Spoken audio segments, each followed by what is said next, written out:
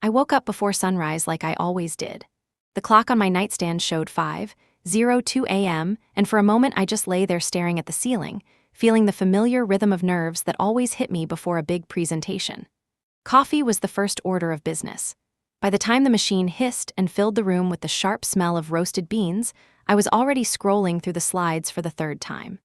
Every number, every line of text, every forecast had to be perfect. Today was not just any meeting.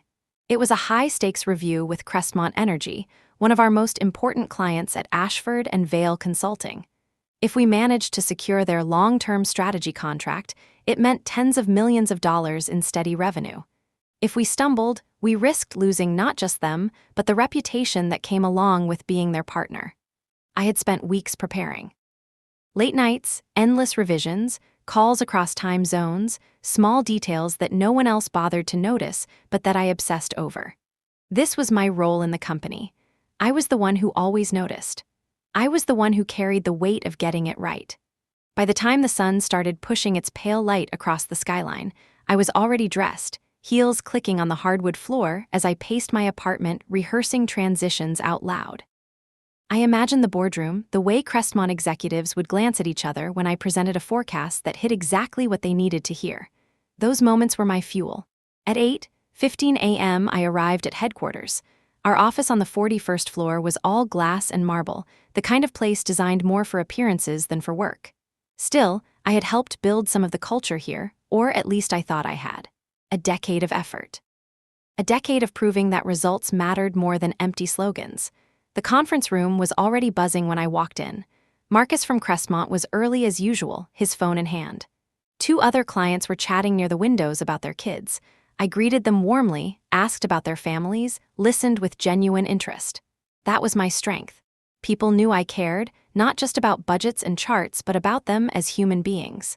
Then she entered. The CEO herself, young, ambitious, still new in the role after inheriting the company from her father. Beside her walked her husband, crisp suit, polished smile, the kind of man who carried confidence like cologne. He was not an employee until recently. 3 months ago, he had been given a new title, Vice Director of Strategic Finance, a role that magically appeared on the org chart. Everyone knew why. He set his leather portfolio on the table and opened his laptop. When he started speaking, his voice was warm but forced, rehearsed like an actor in a commercial. "Good morning, everyone. I made a few last-minute adjustments to our cost model. Small optimizations, nothing major." The phrase sent a chill through me. Last-minute adjustments were never small. I leaned over to glance at the shared screen as he advanced the slides. At first it looked normal. Then slide 17 appeared and my stomach tightened. The number was wrong. Catastrophically wrong. The budget allocation for Crestmont's expansion campaign had been changed from $70 million to $700 million. A decimal moved. An error that turned a bold but realistic plan into a delusional fantasy. For a heartbeat, the room stayed quiet. Then I felt all eyes shift toward me. I was known for catching details. They were waiting to see if I would confirm what they suspected. I stood. My voice stayed steady, though my pulse raced. "We need to address slide 17 before we continue. The figure here shows $700 million. The correct amount is $70 million. A decimal point seems to have been shifted." Silence fell heavy over the polished table. Marcus from Crestmont lifted his head sharply. $700 million for a single quarter? That cannot be right. I quickly pulled up the original version of the presentation from my laptop, showing the correct number. "This is the accurate figure," I explained. $70 million, as we discussed in negotiations. All other projections are aligned with this number. The husband's face flushed. He forced a laugh that did not reach his eyes. It was just a typo, nothing serious. But the clients were not amused. They exchanged glances, their trust rattled. In this line of work, precision was everything. I continued the presentation with calm professionalism, smoothing the cracks, restoring confidence where I could. The clients eventually nodded and signed off on the revised plan. Outwardly, the meeting ended well. But beneath the surface, something irreversible had happened. As we wrapped up, the CEO gave me a tight smile. Her husband avoided my eyes, jaw clenched. The air between us had shifted. Sarah, one of the client executives, caught my arm as she left the room. She whispered a quiet thank you. That should have been reassuring, but instead it felt like a warning. Back in the hallway, the CEO asked me to step aside. Her husband lingered a few feet away, expression hard. "You handled that poorly," she said. I blinked. I corrected a decimal error that could have cost us the client. You embarrassed my leadership team in front of them. Your leadership team nearly destroyed months of trust in a single slide. Her smile froze like glass. Watch your tone, Piper. I realized then that this was not about facts. It was about pride. It was about family. In protecting the client, I had humiliated her husband, and in their eyes, that was unforgivable. That night at home, I poured a glass of wine and replayed every moment in my head. The error, the correction, the faces around the table. I told myself it was fine. I had saved the contract. That was what mattered, but deep down I felt it. The shift. The cold calculation in the CEO's eyes. This was the twist. I had not rescued my place in the company. I had triggered my own downfall. The next morning, the office looked the same as always. The same polished steel sculptures in the lobby, the same receptionist with her bright smile, the same elevator ride to the 41st floor with its dizzying view of the city below. But I felt different. The sense of belonging I once carried like a second skin had started to peel away. Every glance felt sharper. Every polite nod seemed laced with judgment. By mid-morning, I was buried in follow-up emails, thanking Crestmont executives for their time, sending attachments with the corrected numbers, reinforcing the trust I had spent years cultivating. That was my instinct. Fix things. Patch holes before they sank ships. My assistant, Claire, hovered at my door with an expression that told me something was wrong. You might want to know, she said softly, there is chatter going around. They are saying you undermined the vice director in front of the clients. I almost laughed. Undermined? I prevented a disaster. I know, but people repeat what they hear, and what they hear is not flattering. I thanked her and tried to refocus on my work, but the words clung to me like static. Undermined, hostile, difficult. None of them fit me, yet I could already sense how quickly a narrative could spread once it served someone's agenda. At lunch, I walked past the executive dining room. Through the glass, I saw the CEO and her husband sitting together with two board members. They looked relaxed, almost cheerful. My presence at the door drew no acknowledgement. I moved on, my appetite gone. That afternoon, a small envelope appeared on my desk. No note, just a printed copy of our company handbook, a yellow sticky marking the page on team collaboration and respect. It was subtle, but the message was loud. Someone wanted me to know I was being watched. When I got home that evening, I tried to push it aside. I cooked pasta, poured another glass of wine, turned on music to fill the silence. Yet my mind replayed every detail. The decimal error, the flush of the husband's face, the CEO's cold smile. I told myself they would cool down. After all, I had saved the deal. Surely results mattered more than bruised egos, but somewhere deep inside I knew better. In corporate life, loyalty to truth was less valuable than loyalty to power. The following day began like any other. I arrived early, eager to prove my dedication had not wavered. By mid-morning, I was preparing documents for our next client review when my inbox chimed. Subject line, urgent, meeting required. The sender, human resources. My stomach dropped. I opened the message. The words were written in the bland, neutral language of corporate procedure. Please report immediately regarding matters of organizational compatibility and team dynamics. That was when I understood. The blade was already falling. I sat back in my chair, staring at the email. 10 years of work. Countless nights spent rescuing accounts. Relationships built, nurtured, guarded like fragile glass, and now a single phrase threatened to erase it all. Organizational compatibility. I almost laughed again at the absurdity. Still, instinct guided me. I saved every file I had opened, copied essential notes to a personal drive, quietly backing up the evidence of my years.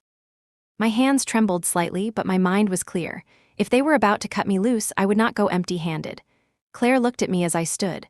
Her eyes widened with unspoken understanding. Piper, she whispered, be careful. It is fine, I lied.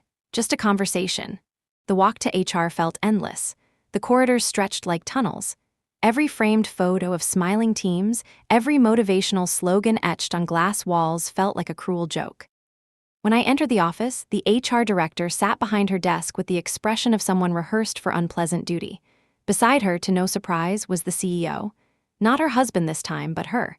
Her posture was impeccable, her gaze steady, her silence heavier than words.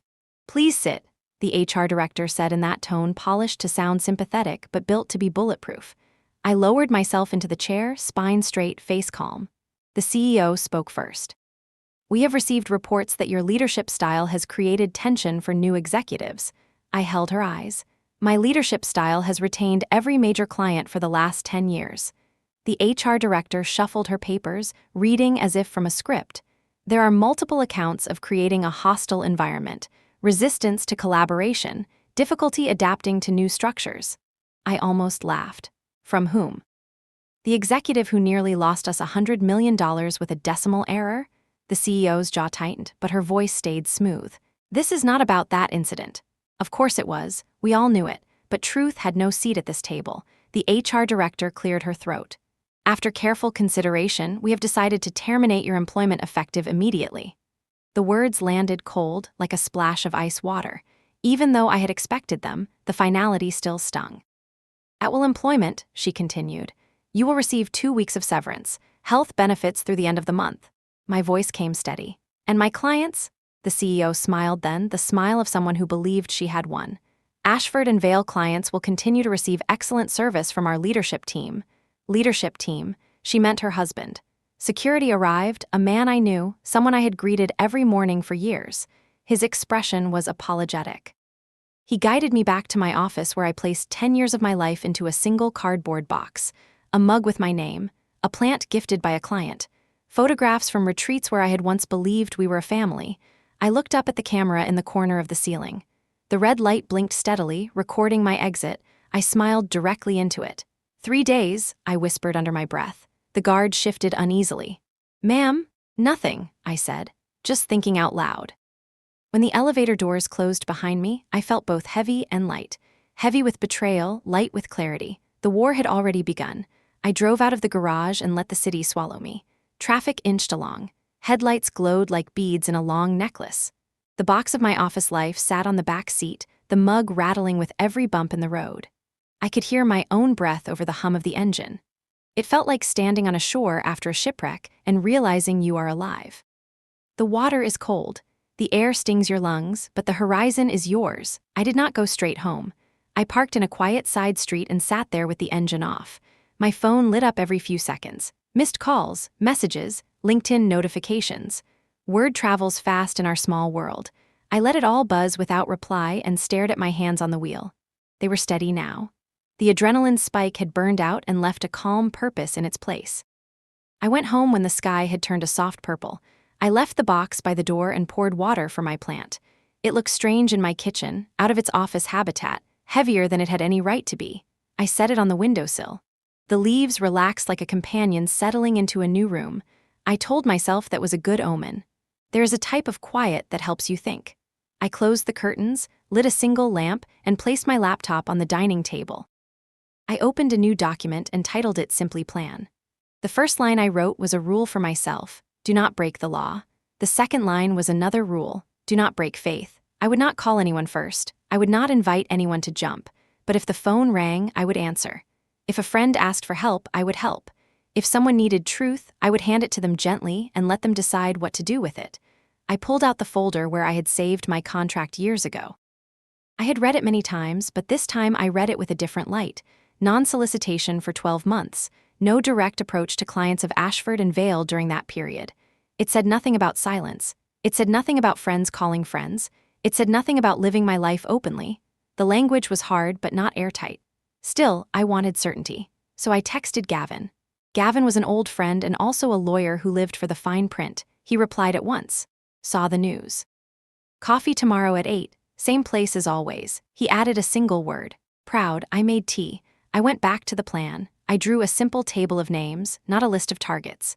A list of people I cared about. The ones who had called me in the middle of the night when a launch was failing. The ones I had sat with in hospital cafeterias while they emailed from a phone beside a father who was slipping away. The ones whose birthdays I remembered without reminders. I wrote down notes next to each name. What mattered to them? What promises I had made? Pain points they had never trusted anyone else to see. I was not building a raid. I was building a compass. Next, I wrote a short announcement. It was not a pitch. It was a clean goodbye. After 10 meaningful years at Ashford and Vale, I am exploring a new chapter. I am grateful for every relationship built along the way. I will take some time to reflect and consider what comes next. If you ever want to reach me as a friend, here is my personal contact. Warm regards, Piper. I did not press send, not yet. I wanted to sit with the words and be sure they were right. I closed the laptop and sat with the tea until it went cold. The night was longer than most nights. I slept in short waves and woke before dawn. I dressed simply and tied my hair back in a way that meant business. The cafe opened at 7:30. I waited outside with my hands wrapped around a paper cup until 8 o'clock. Gavin arrived at 8:03 with his usual crisp suit and that look of dry humor he wore like armor. We took the corner table. He placed a thick envelope on the wood between us. It was my contract, alive with yellow sticky notes. He smiled. You already know the main parts. No direct solicitation. No poaching. No using confidential information. The question is what counts as a direct solicitation and what counts as information in your head that you learned by living. I nodded. I will not call them. They will call me. He tapped a paragraph. This is the piece that matters. It bars you from initiating contact with the intent to convert. It does not bar you from existing as a professional in the world.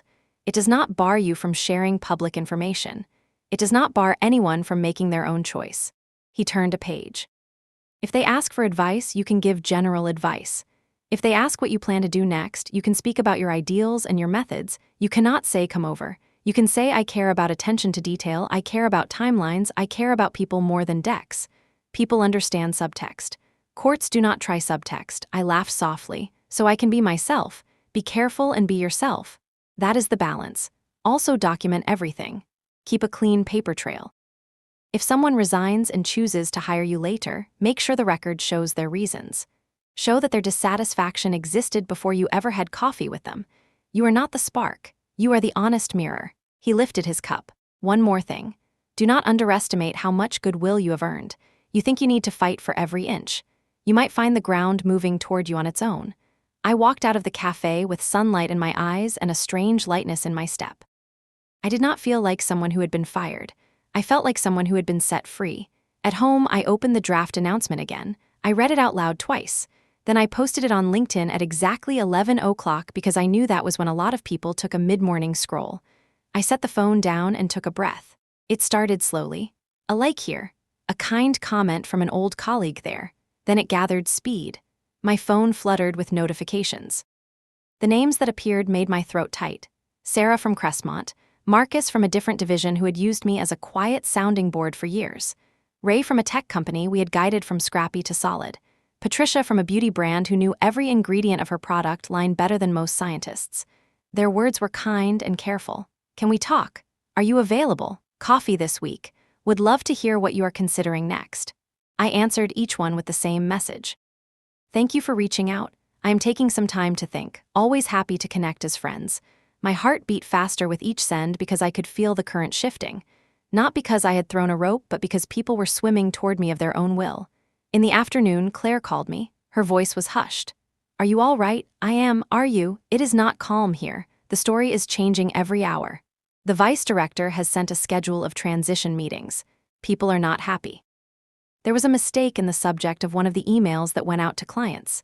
He called a key account by a different name. There were screenshots by lunchtime. I closed my eyes. It hurt to picture her still there, trying to hold a team together while a storm gathered. Be careful, I said. Do not let yourself be dragged into anyone else's story. You are better than that. If you need a reference from me for any reason, you have it. There was a soft exhale. Thank you. You always think of people first. We hung up and I went back to my plan. I added a section called Space. It was a reminder to slow down and resist the urge to react to every new piece of gossip. Space lets the dust settle. Space lets truth find its own level. At 3 in the afternoon, my phone rang with a number I knew by heart, Patricia. I stepped onto my balcony to take the call. The city was humming. There was a hint of rain in the air. I saw your post, she said without preamble. Tell me you are not disappearing. I smiled. I am still here. She took a firm breath. I have to say something without asking you to say anything. We had a transition call this morning with the new team. It did not go well. I do not need to list the details. You can probably guess them. If you decide to do anything on your own, I would like to know. I want to work with people who notice the difference between a 7 and a 70 before they hit send. I let a beat of quiet pass. I care about your brand, you know that. I will always pick up your call. That is all I can say. It is enough, she replied. Friends keep in touch. When the call ended, I went back to the table and opened a new spreadsheet. At the top, I wrote warm interest. I placed Patricia's name there with a small star beside it. Then I wrote 3 questions next to it. What does she value most? Where does she hurt most? If she calls tomorrow, what is the first promise I will make and keep? I did not fill them in yet. I wanted to think about the simplest answers and make sure they were true. Evening came with the quiet joy of a plan that is beginning to move under its own power. I cooked rice and vegetables and ate at the counter while reading through old notes and case studies, not to steal anything, to remember how I had solved problems that felt impossible at the time. I wrote down patterns. When a launch fails, it almost always comes down to poor handoff, late feedback, or weak brief. When a client loses trust, it is often because no one called them the day before they had to call us. Most disasters are just a series of unsent emails. At 9, my phone buzzed with another message. It was Marcus. He opened with a single line, "Do you have 10 minutes?" I said yes, and he FaceTimed me from his office, the glass walls behind him reflecting the last blue of the day. "I will keep this simple," he said. The renewal paperwork for our program was due yesterday. It was not submitted. Legal says we are technically out of contract for a few days until we sign a new term. It might be a formality. It might not be. In the meantime, I wanted to hear your view of best practice for companies like ours when we face a forced reset. I looked into the camera and kept my tone gentle. When a reset happens, the first thing to secure is continuity of the plan. Who is watching the calendar? Who is protecting the work in motion? Who calls the team every morning for 10 minutes to align on 3 things? Risks, decisions, blockers, those 3. If those are covered, most other issues can be handled with grace. He nodded. And if we are evaluating partners? Choose people who answer your call at 11 at night and at 6 in the morning, and do it with the same care. Choose people who know your numbers without looking at a deck. Choose people who will tell you if you are wrong and then help you fix it faster than your competitors can react. Choose people who would never send the wrong file to a competitor. He smiled at that last line, although I had not accused anyone of anything. There was a pause. "Thank you. That is all I needed to hear." We ended the call. I sat a while with the quiet. I felt a warmth that had nothing to do with revenge and everything to do with alignment. People want to be understood. They want attention, not in the sense of flattery, but in the sense of being seen fully and held carefully. Before bed, I opened my draft brand document. Not a deck. A 1-page statement for myself that I would later share if it still felt right. It said what I believe. I believe work should be built around trust. I believe trust is built on small acts done consistently over time. I believe the best strategies are the ones that fit how a client actually runs, not how we wish they ran. I believe speed matters when it serves clarity and patience matters when the stakes are human. I believe clients do not hire companies, they hire people. I believe I will never apologize for expecting excellence from myself and from anyone who works with me. I fell asleep with that page open and with my phone on Do Not Disturb. I woke to a softer feeling than the day before. Fear had loosened its grip. I made coffee, watered the plant, and sent 2 emails I had drafted the night before. One to a shared workspace downtown, asking for a day pass and a conference room for 2 hours. One to Dana, an old colleague who had left Ashford and Vale months earlier after being passed over for a promotion she had earned twice over. It was a brief note. "Coffee today. I would like your brain on something." Her reply was instant. "Name the time." The shared workspace sat on the 12th floor of a brick building with tall windows.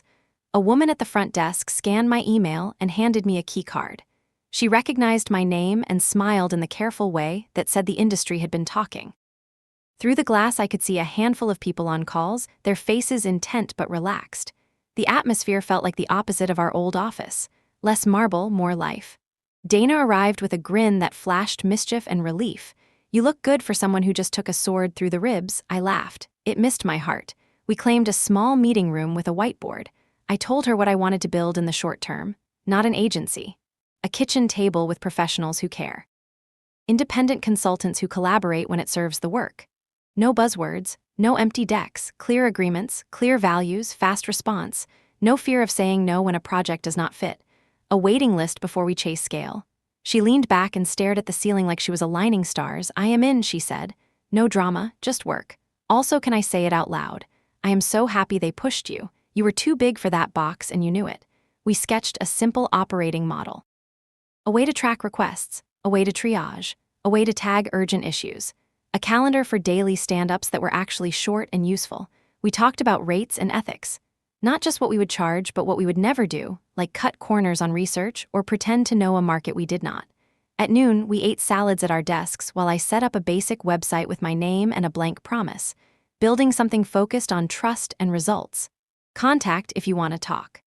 It was more placeholder than brand, but it felt like putting a flag in the ground. In the afternoon, I had another call from Sarah. She did not waste time. We had a group chat with a few leaders, you know. The transition call with the new team fell apart within 10 minutes. Wrong files, wrong dates, empty buzzwords, the mood is not good. People are asking questions about alternatives. I kept my tone neutral. I am thinking carefully about next steps. She nodded slowly. A new thought seemed to form on her face.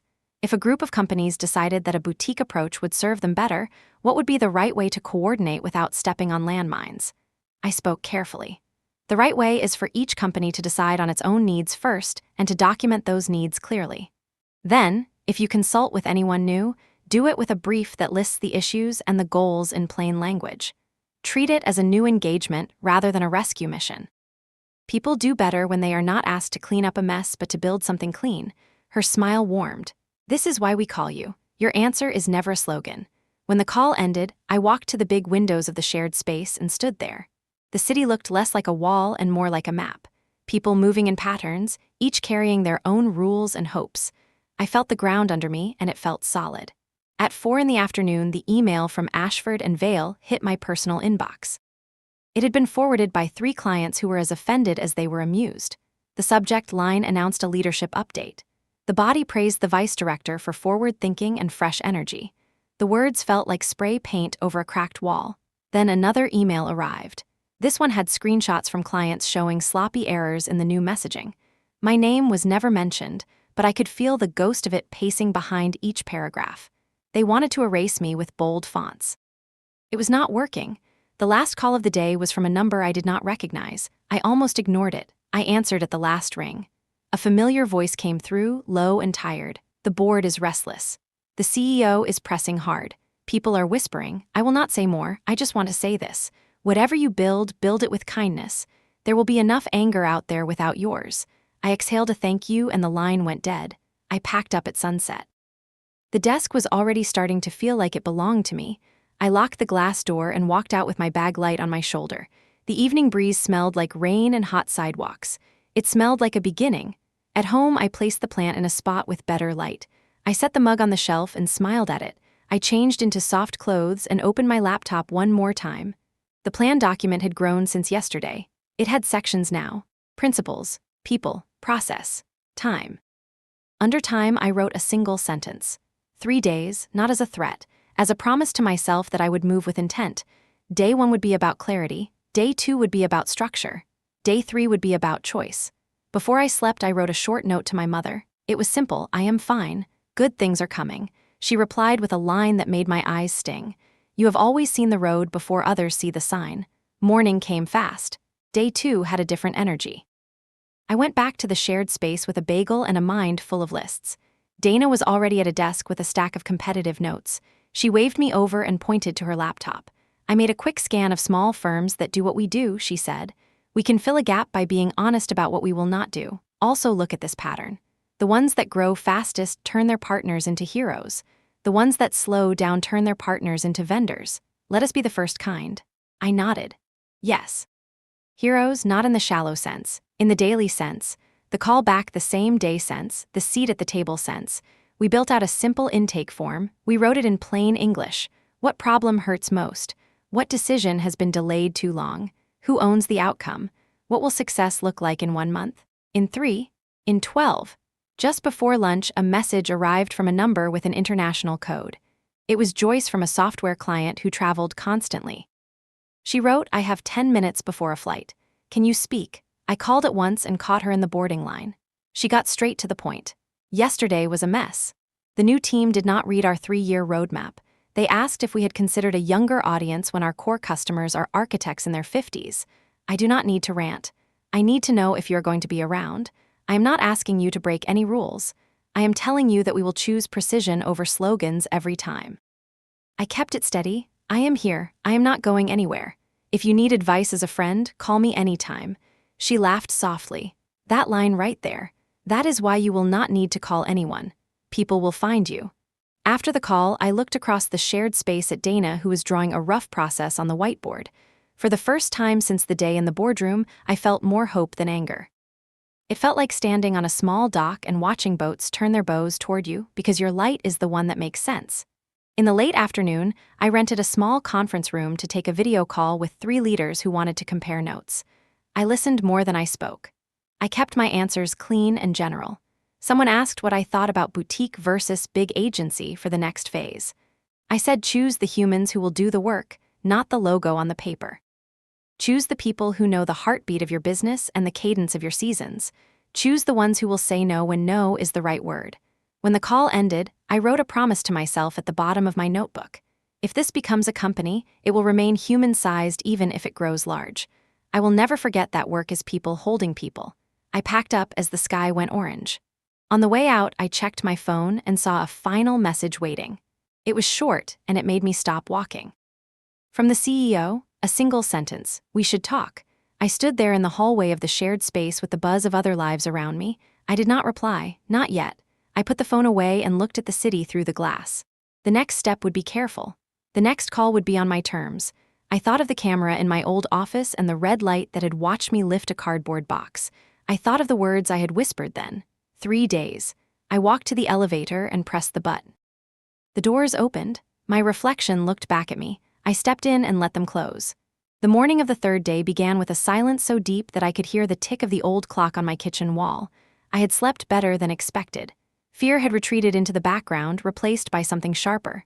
Focus. I poured coffee, sat at the table, and scrolled through my phone. The LinkedIn post I had written 2 days ago was still alive with comments. Congratulations. Shock. Quiet questions. But the messages that mattered most were private ones. More invitations for coffee.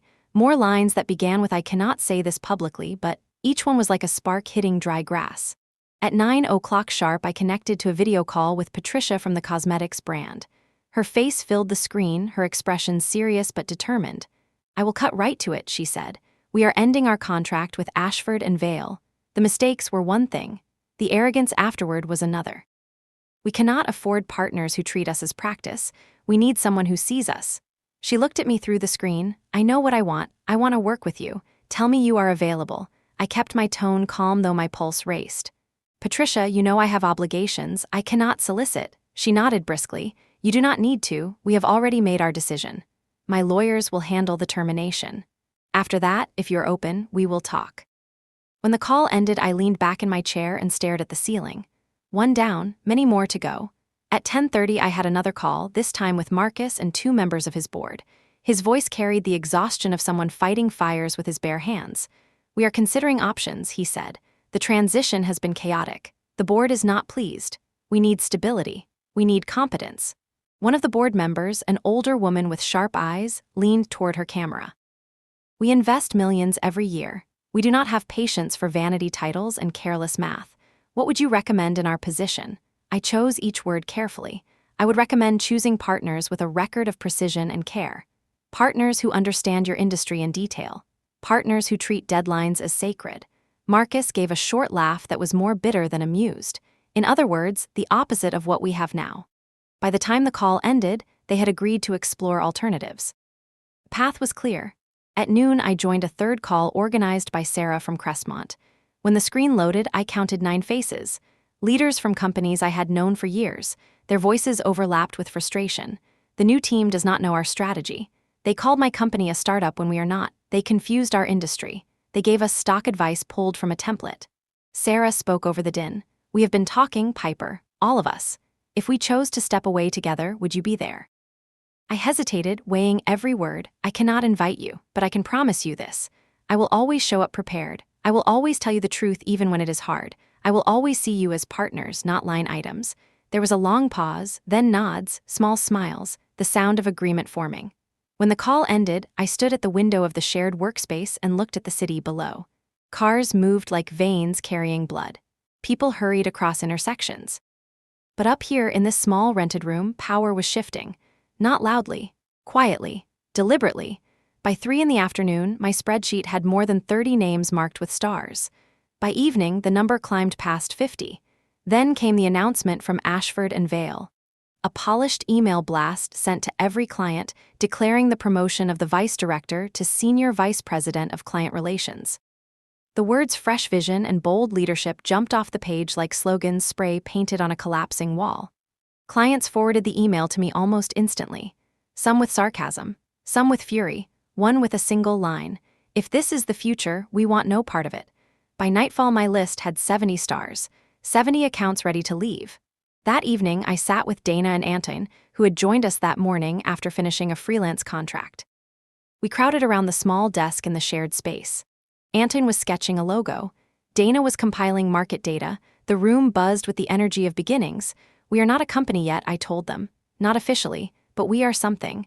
And whatever we become, it has to be built on values we refuse to compromise." Dana smiled. "Trust first. Results second. Ego never," I nodded. "That is the manifesto." My phone buzzed again. A new message. "Gavin, heard from a friend. Emergency board meeting at Ashford tonight. They are bleeding." He added 3 words: "Keep your phone on." I closed my eyes for a moment. I thought of the red light on the camera in my old office. I thought of the smile I had given it when I whispered 3 days. Day 3 was here, and the fire was spreading faster than even I had imagined. The rain began around dusk. I sat by the window of the workspace and watched droplets race each other down the glass. The city glowed in broken reflections. Somewhere across town, in their gleaming boardroom, Ashford and Vale were locked in emergency talks.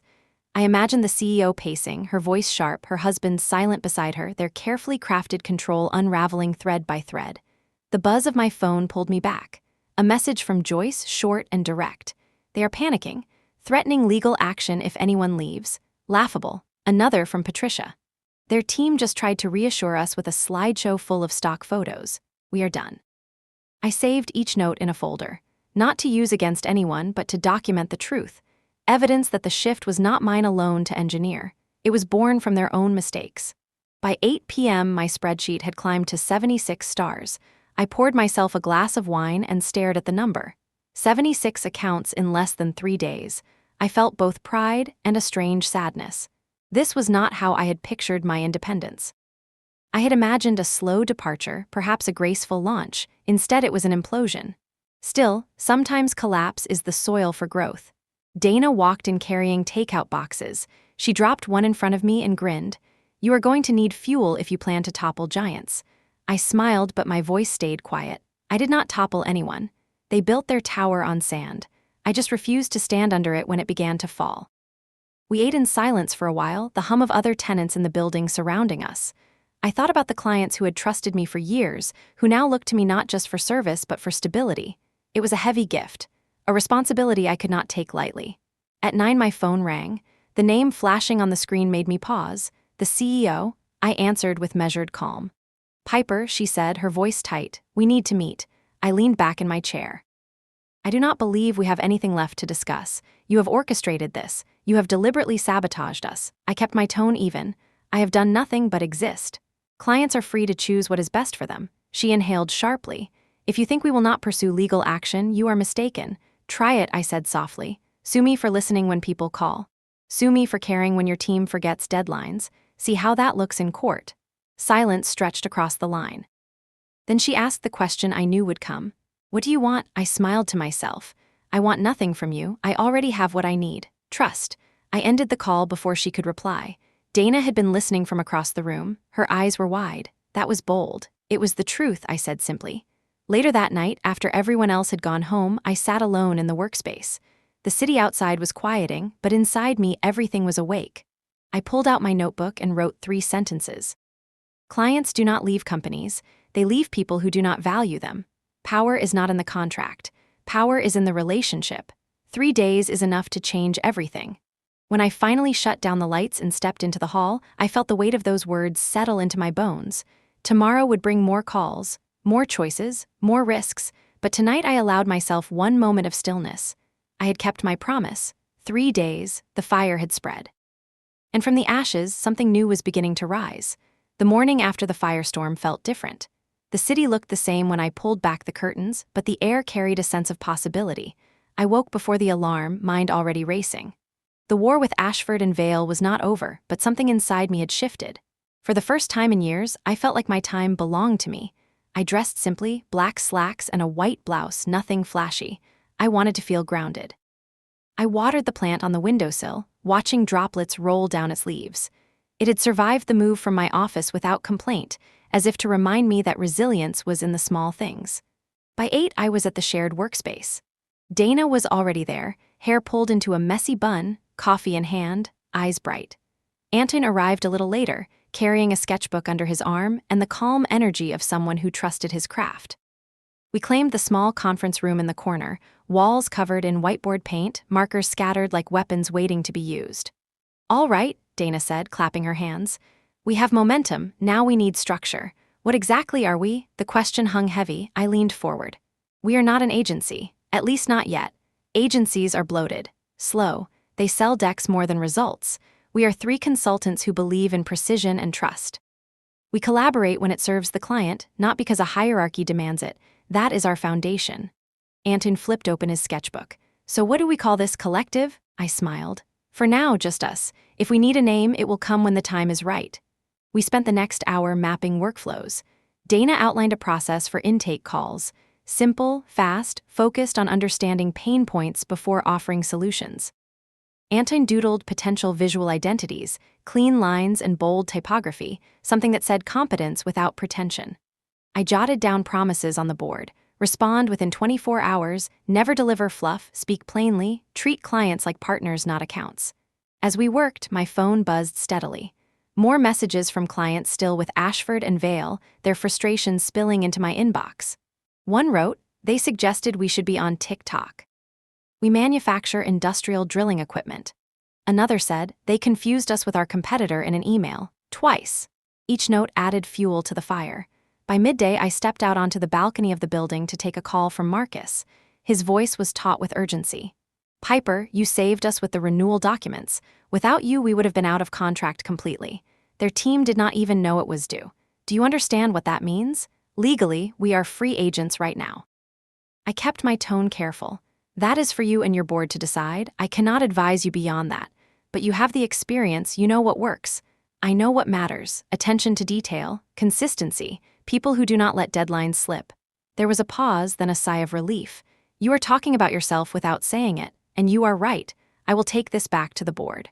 When the call ended, I leaned against the railing and let the breeze cool my face. The cracks in Ashford and Vale's fortress were widening. Back inside, Dana had news. "I just got word, they promoted him again. The vice director is now senior vice president of client relations." I stopped in my tracks. "After everything, after the mistakes, the missed deadlines, the wrong names?" She nodded, lips pressed tight. "Clients are furious. It looks like desperation, or arrogance, maybe both." Anton shook his head. "It is like doubling down on a losing bet." My phone buzzed again. Clients forwarding the announcement with comments like, "Is this a joke?" And they are not even pretending anymore. I added more stars to the spreadsheet. The count was climbing past 90. By late afternoon, we gathered again in the small conference room. The walls were filled with sketches, notes, lists of values. Dana tapped her pen against the board. "We need to decide something. Are we doing this for real, or are we just a group of freelancers sharing a room?" The room fell quiet. I looked at their faces, saw the spark of belief there. "For real," I said finally. "If we are going to step into this storm, we do it with both feet, but we do it on our terms. Lean, honest, focused, no bureaucracy, no ego." Anton smiled, flipping to a fresh page in his sketchbook. "Then we will need a logo after all." We worked until the sun dipped below the skyline, sketching, writing, refining. At 7, we ordered pizza and ate straight from the box, grease staining our notes. It felt more alive than any catered executive lunch I had ever sat through at Ashford and Vale. Later, as I walked home under the glow of streetlights, I thought about the irony. They had fired me to protect their pride, to protect a family member from embarrassment. In doing so, they had lit a fuse they could not control. Every mistake they made now only drove clients closer to me. Every arrogant promotion only underscored the contrast between us. That night I sat at my kitchen table and wrote in my notebook, "We are not fighting them. We are building us. Let them collapse on their own. Our job is to be ready when the dust clears." I closed the book and let myself rest. Tomorrow would bring new battles. But tonight, for the first time in a long time, I felt hope. Morning broke clear and blue. I walked to the shared workspace with a coffee in each hand and the sense that the future had stepped closer during the night. Dana was already at a desk with a spreadsheet open, building a simple tracker for inquiries. Anton stood at the whiteboard drawing a quiet grid of rectangles, a visual language of order that calmed the room. We started with basics. A single email address, not tied to any platform that could vanish with a policy change. A simple site with 3 sentences: who we are, how we work, how to contact us. A working document that spelled out our promises in plain words. Reply the same day, even if the answer is we need time to think. Say no when the fit is wrong. Ask shorter questions. Deliver fewer decks and more decisions. Keep a clean trail of notes so anyone can step in and help a client without a scramble. At 10, a message from Joyce came through.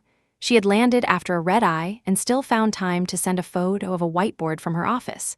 It was filled with a column of risks and a column of actions. At the top, someone had written a line in blue marker: choose people who make us better. I felt the charge of that sentence in my chest and typed back a simple reply. Here for you, always. Dana waved me over. She had built a little scoring sheet that combined response time, accuracy, and depth of knowledge into a single pulse for each account. Not to sell anyone, she said, but to keep us honest.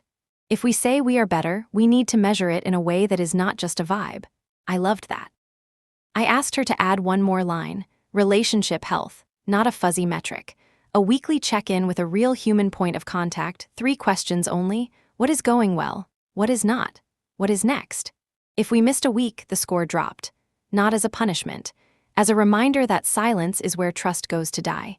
Near noon, I spoke with the manager of the shared workspace and asked about a monthly plan with a dedicated room. She smiled in a knowing way and offered a fair rate for a small corner suite with 2 windows and a door that closed. We toured it together. The carpet was plain. The view looked out over a brick wall and a sliver of sky. It felt perfect to me. Less marble, more purpose. I signed the papers with careful strokes and felt the slight buzz of a beginning grow into something solid. Back in our conference room, we held our first real stand-up. It was 10 minutes long. Dana ran through the count of inbound requests and the status of each conversation. Anton shared 2 identity sketches. One leaned elegant, the other more modern.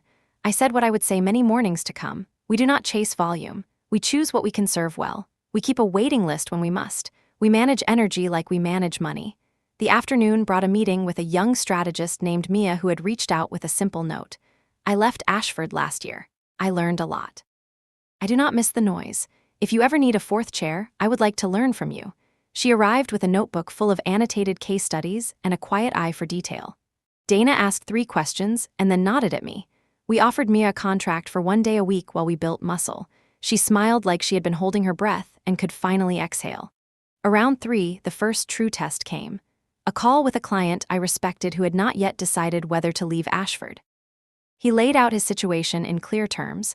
We have a launch in 6 weeks. We have a plan that is half right and a team that is distracted. I need honesty. If we were to come to you, could you take this on without breaking anything? I lowered my voice and told him the truth. Only if you let us simplify. Only if we can cut what is not essential and protect the parts of the plan that already work. Only if your team can give us one decision maker with real authority. He breathed out a laugh. That is the first real answer I have heard in days. He did not commit. He did not need to. He had heard what he came to hear. As the day thinned to gold, Anton pinned 2 logo studies to the board. One was a clean word mark. The other had a small symbol, a square with a narrow passage cut through the center. He explained it in his gentle way. The world is loud and crowded. You make a clear path for people. The mark is a path. It is not clever. It is calm. We stared at it for a long time. Calm felt like exactly the thing to offer. In the early evening, my phone lit with a number I did not expect. Vera, a project manager from Ashford who had worked with me for years. Her voice was hushed. Piper, it is chaos. Systems are failing. Half the senior staff is looking for exits. People forward the internal announcements and add jokes. I should not laugh, but the mood has turned. Be careful. They are angry and scared.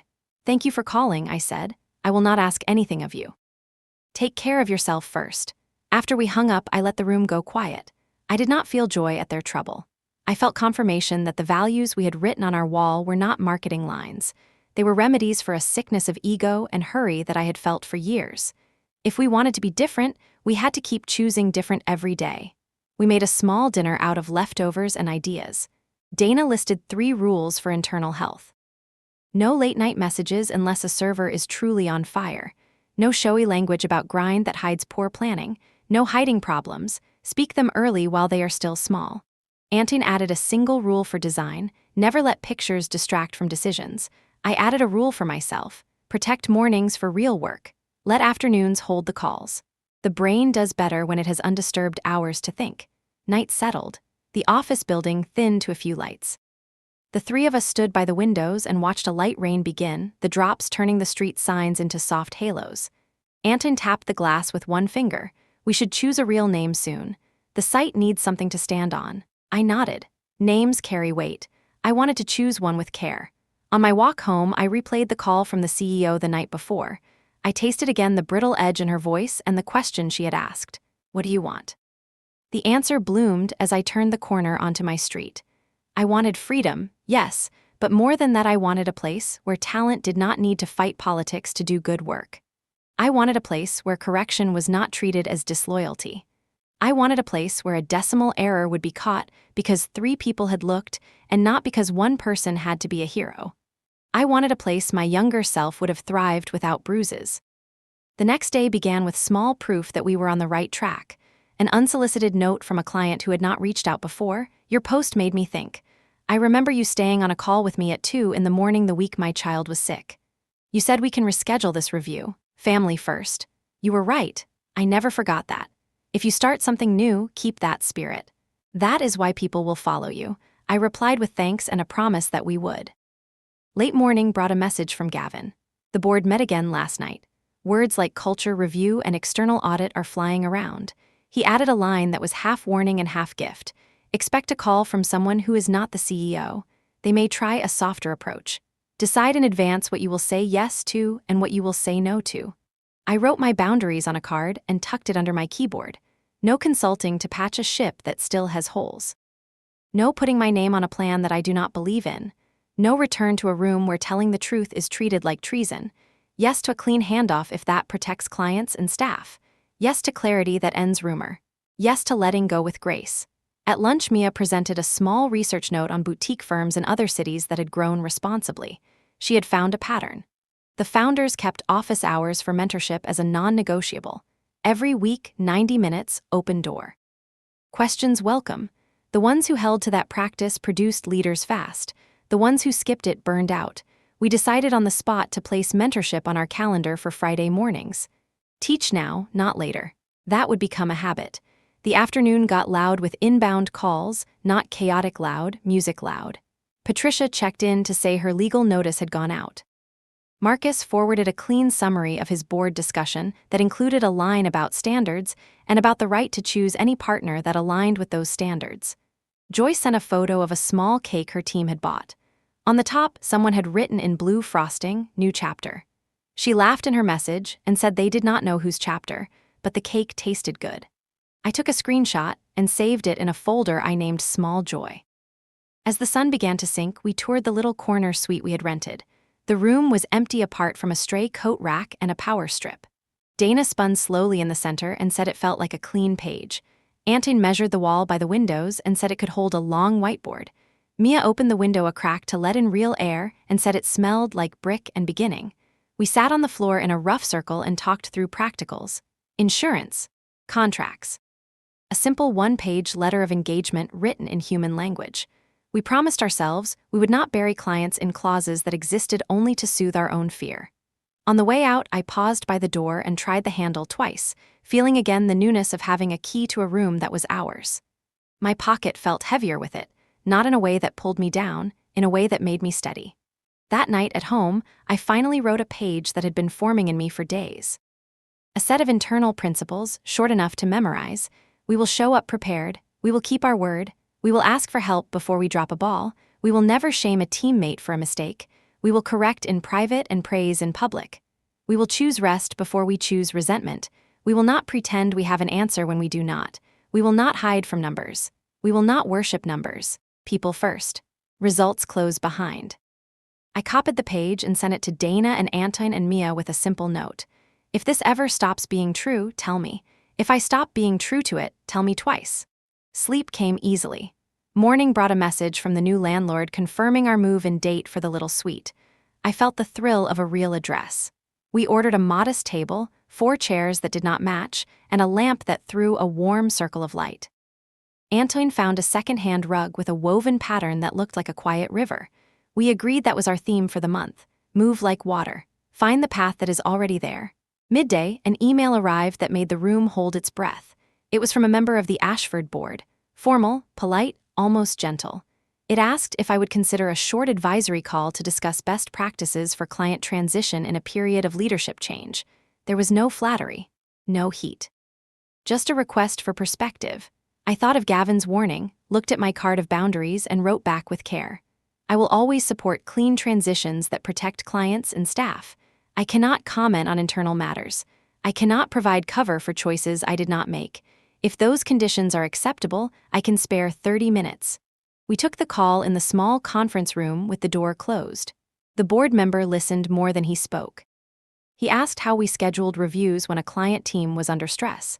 He asked what kind of leadership structure prevents blind spots. He did not ask me to return. He did not ask me to stop existing. At the end, he thanked me and said something that stayed with me long after the line clicked off. There are moments when a system reveals itself. Thank you for showing us a different one.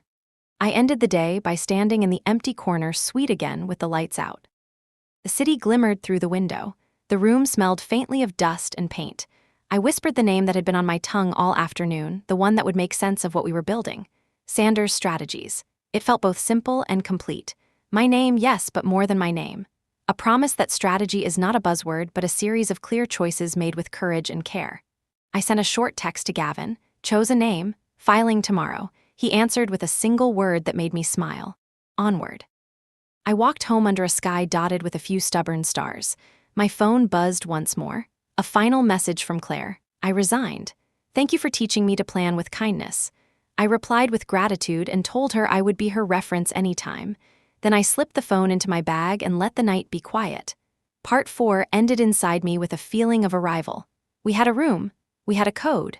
We had a name waiting to be inked. Out there, Ashford and Vale kept shouting fresh energy into the wind while their clients drifted away in the silence between words. In here, we spoke softly and kept our promises. I did not know what tomorrow would bring. I knew only that we were ready to meet it, steady and awake, building from sparks until they became a flame that could warm a room without burning it down. The phone was buzzing before I even left my apartment. Messages stacked on top of one another, a chorus of clients who had once been neatly contained within Ashford and Vale now spilling into my morning like a tide. I sipped my coffee slowly, trying to hold on to calm. I reminded myself that panic builds nothing. Steady hands build, steady voices carry. By the time I reached our small suite, Dana was already pacing with her laptop open. Anton sat on the floor surrounded by printouts, sketching quick diagrams of workflows, while Mia typed furiously at the shared desk. The air was electric, the kind of electricity that comes before a storm. They are calling nonstop, Dana said, her voice sharp with disbelief. 3 more this morning. They are furious. They are confused. They are begging for alternatives. I set my bag down and drew a slow breath. Then we give them clarity, not promises we cannot keep, just clarity. We pulled chairs into a rough circle, the 4 of us with coffee cups and notepads, like soldiers gathering around a campfire before battle. I laid it out simply. We are not here to hunt clients. They are already walking toward us. All we need to do is decide how many doors we can open before the house gets crowded. 3 days from now, we will either have a handful of steady partners or we will be buried under more than we can handle. The difference will be discipline. Anton raised his head. We choose? Yes, I said, we choose. The first day of the 72-hour storm was a blur of calls. Patricia confirmed her exit formally, her voice bright with relief. Marcus told me his board had voted unanimously to withdraw, sending over a copy of their letter of termination that read like a verdict. Joyce messaged from another airport with a photo of a contract stamped canceled. Each one was a domino falling, the line stretching across industries and borders. But with each win came. I felt it every time the phone rang. We could drown in success as easily as in failure. Dana kept count on the whiteboard. By sunset, we had 30 confirmed departures from Ashford and Vale who were circling us, waiting for us to declare ourselves open. That night, exhausted but unwilling to go home, I sat alone in the suite with the lights low. I wrote in my notebook, power is not in the chase. Power is in the choice. Choose who to serve. Choose how to serve them. Choose when to say enough. The second day began with an email blast from Ashford and Vale that landed like a desperate shout. Bold red letters declared a new era of leadership. The message praised the senior vice president of client relations, her husband, now paraded like a savior. They promised innovation, agility, transformation. Clients forwarded it to me with sarcasm. "Is this satire?" one wrote. Another, "They call it a new era, we call it the end." By noon, 40 more clients had reached out. The whiteboard in our suite was crowded with names and arrows. Dana's scoring sheet became our lifeline. We ranked each inquiry by urgency, by fit, by whether we could realistically deliver. It felt ruthless, but it was survival. In the middle of this whirlwind, my phone lit up with a number I did not expect. The CEO herself. I stepped into the hallway to answer. Her voice was sharp, almost breaking.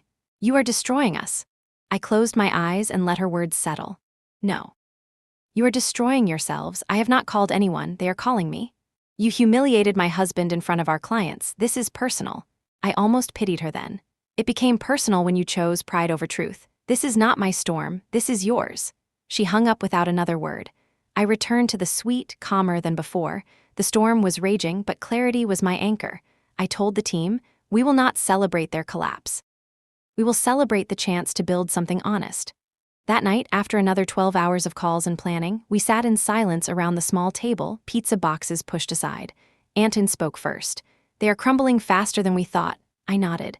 "And that means tomorrow will be the hardest day. Day 3. The day they fight back, the day the truth comes out." He frowned. "What truth?" I looked at them one by one. "The truth that I was never the problem, that I was the shield they threw away. And when that truth surfaces, the entire board will turn on them." Day 3 dawned heavy with anticipation. Gavin texted me a single line, "Be ready, the board knows." By mid-morning, whispers turned into calls. A leak had reached the press. Internal documents showed that the senior vice president, the husband, had falsified financial projections months earlier to secure his role. The decimal error I had corrected was not a typo. It was part of a pattern. He had been inflating numbers, shifting figures, manufacturing results that never existed. The plot twist struck like lightning. Clients who had wavered now bolted. Board members resigned. The CEO disappeared from view. My phone buzzed endlessly, messages pouring in not just from clients but from former colleagues, journalists, even competitors. Dana looked at me across the room, eyes wide. "It was never about you." I exhaled, feeling the weight of vindication. "No, it was always about them." By the end of the 72 hours, Ashford and Vale had lost more than half their accounts. Our small team sat among scattered notes and empty cups, too tired to cheer, too stunned to sleep. We had not planned a takeover. We had simply stood still while the storm carried people to us. That night, alone in my apartment, I stood at the window and watched the city glow. I thought of the camera in my old office, the red light blinking as I whispered those words. 3 days. I had kept my promise. The 4th morning after my firing began with silence, a kind of silence that carried weight. No buzzing phone, no frantic texts, no flood of messages begging for clarity. For a moment I wondered if the storm had finally passed. I brewed coffee slowly, savoring the quiet, then glanced at my inbox. It was not quiet, it was shock. Headlines glared from industry newsletters. Ashford and Vale in crisis. Senior vice president under fire for falsified reports. Clients exit en masse. The story had broken wide overnight. The decimal point was no longer a whispered mistake in a boardroom. It was evidence in a trail of deceit that the press now dissected with glee. I scrolled through the articles with a steady hand. Each one painted the same picture: arrogance, negligence, collapse. They quoted unnamed sources, former employees, even clients who had once been too cautious to speak. Now they spoke freely. And though my name was not in the headlines, I saw it between every line. The woman who had pointed out the error, the one they had tried to silence, the one they had thrown away. When I arrived at our small suite, Dana and Anton and Mia were already at the table, their faces lit by laptop screens. The room was thick with disbelief and adrenaline. "They are done," Dana said softly. "This is the end." Anton shook his head slowly. "I did not think it would happen this fast." "It was always going to be fast," I said.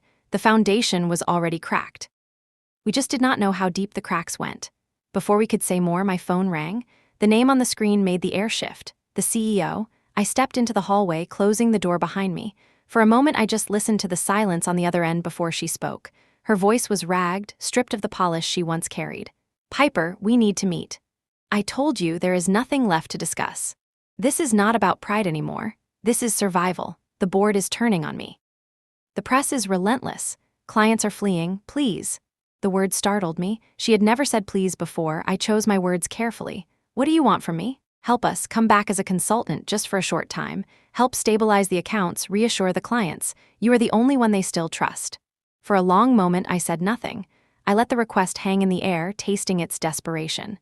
"You fired me for telling the truth," I said finally. "You humiliated me. You let your husband turn me into a scapegoat, and now you want me to clean up the mess he made?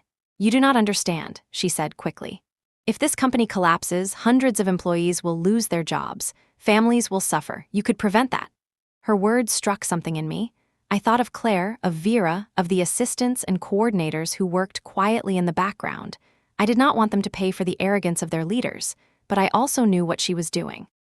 She was trying to use my compassion as a leash. "I will never work under your roof again," I said. "Not for a day, not for an hour, but I will make you an offer. If you care about your people, step aside, resign, let someone else rebuild. Then maybe the company can survive." Her breath caught. "You are asking me to give up everything." "You already lost everything," I said gently. "You just have not admitted it yet." There was silence, then the line went dead. I returned to the suite, my team watching me closely. Dana asked, what did she want? She wanted me to save her, but she is beyond saving. Anton leaned back, exhaling slowly. "So what now?" I looked at the board crowded with names, with arrows, with notes of trust waiting to be honored. "Now we build, and we do it for real." The rest of the day was a blur of decisions. We finalized the paperwork for Sanders' strategies. We opened a business account at a modest local bank, signing papers with hands that shook only slightly. We ordered business cards, plain and simple, black text on white. No gloss, no gimmicks. Mia drafted a press release, not an announcement of conquest but a quiet declaration. A new boutique firm has formed. Founded by professionals committed to clarity, precision, and trust. We believe clients deserve focus, not noise. We debated every word, trimming away anything that sounded like gloating. By evening, our inbox was full of messages from clients wanting to sign letters of engagement. Dana and I reviewed them carefully, setting boundaries, choosing only those we could serve with excellence. We said no more than we said yes. And with each no, I felt stronger. That night, walking home under the streetlights, I thought again of the CEO's voice, the edge of desperation, the crack in her certainty. For years, I had watched her wear confidence like armor. Now the armor was shattered. I whispered to the quiet street, "You did not fire me, you freed me." The city answered with silence, and for the first time in weeks, I felt peace. The first day of Sanders' strategies began not with fireworks but with the sound of keys turning in a lock. The little corner suite smelled faintly of paint and dust. The carpet was worn, the view framed only a slice of sky and a brick wall. Yet to me, it felt like a cathedral. It was not marble floors or endless glass. It was freedom. Dana carried in a box of supplies, markers clattering against mugs. Anton followed with a rolled rug slung over his shoulder, the woven pattern of a river twisting across it. Mia came last, balancing a tray of coffees that steamed in the cold morning air. We set everything on the floor and sat in a circle, cups warm in our hands. For a long moment we just looked at each other, wide-eyed with disbelief that this was real. "This is it," Dana whispered. "This is us," I said. We unrolled the rug, placed the second-hand table at its center, and arranged mismatched chairs around it. Anton taped a piece of paper to the door with our names scrawled in black marker, Sanders' Strategies. It was crooked and imperfect, and it made me smile wider than any glossy sign I had ever seen. The first week was a blur of small beginnings. Calls stacked one after another, not frantic now but steady. Letters of engagement trickled in. Patricia signed first, her voice bright with trust. Marcus followed, his board unanimous in their support. Joyce emailed from yet another airport, a scanned document attached with a note, "We are with you, always have been." Each signature felt like a brick laid in a foundation we were building with our own hands. We hired no assistants, no layers of managers. We answered every call ourselves. We wrote every plan from scratch. We built schedules with care, refusing to take more than we could carry. At night, exhausted, we swept crumbs off the table and rolled the rug back flat where chairs had left dents. It felt like tending a garden, slow, honest, alive. The industry watched. Articles appeared in trade journals with cautious headlines. Boutique firm gains traction. Clients seek new path after collapse. None mentioned my name directly, but I felt the shadow of my story in every line. Colleagues sent screenshots with notes of congratulations. Strangers messaged asking for jobs. I replied to each with the same words, "We are small by choice. Growth is not our first goal. Excellence is." One afternoon, Gavin stopped by, leaning in the doorway with a grin. "So this is the empire," he teased, looking at the cracked walls and mismatched chairs. "This is the beginning," I corrected. He handed me a folder with the official registration papers. "It is real now. You exist." I traced my finger over the name on the page. Sanders Strategies. My name, yes, but not just mine.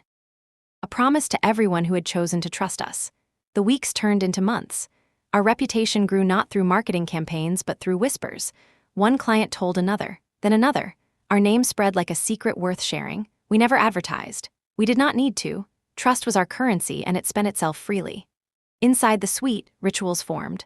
Morning stand-ups where Dana outlined priorities, Anton pinned sketches to the wall, Mia read research aloud in her calm voice. Afternoon check-ins where we shared what we had learned, what we had missed, what needed more care. Friday mentorship sessions where younger consultants sat on the rug and asked questions, where I told them the stories no one had told me when I was starting. Stories about failure, about resilience, about the difference between arrogance and confidence.